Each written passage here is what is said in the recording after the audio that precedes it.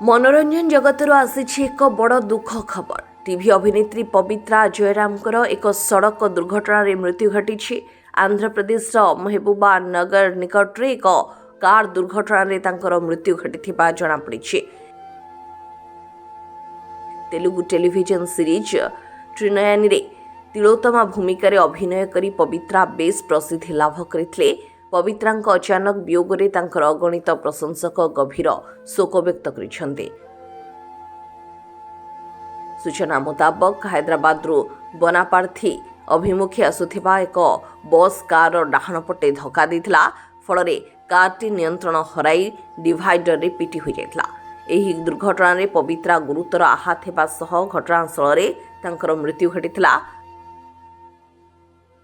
कर्नाटक मांड्या जिलार हानाकेरे को फेरुथिबा समय एही अघटन घटिथिला। ए दुर्घटना रे पवित्रांकर जने संपर्कीय ड्राइवर और अभिनेता चंद्रकांत गुरुतर होइथिबा जणापड़िछि। Bureau report RCN Odia.